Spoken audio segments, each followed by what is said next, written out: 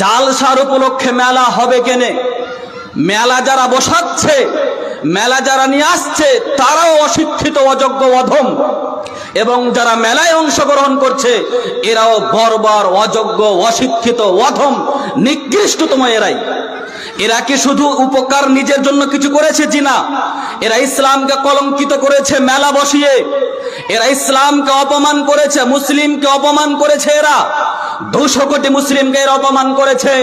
জালসার নামক জায়গাতে কোরআন ও হাদিস আলোচনা যে জায়গাতে হবে বা হচ্ছে, এই জায়গাকে উপলক্ষে করে, ইসলামিক সভাকে উপলক্ষে করে যে যারা মেলা বসিয়েছেন, যারা ব্যবসা বাণিজ্য করছেন এবং যারা সমর্থন করেছেন, যারা নিচ্ছেন, সকলেই এরা অধম, সকলেই এরা গাধা, সকলেই এরা অধম, অশিক্ষিত।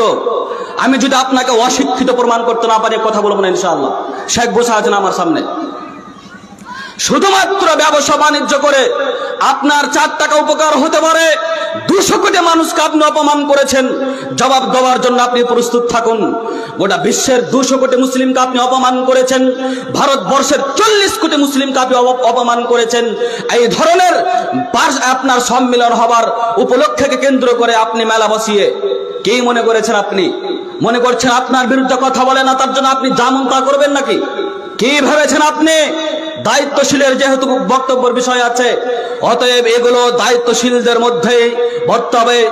যুবক শুনে রেখো, যারা সম্মানিত মা বোন ভাই আব্বু যারা দায়িত্ব পালন করছেন তারা শুনে রেখেন, প্রত্যেকে জবাব দিতে হবে। শুধুমাত্র দায়িত্ব বহন করলাম, দায়িত্ব নিলাম, এটা যথেষ্ট নয়।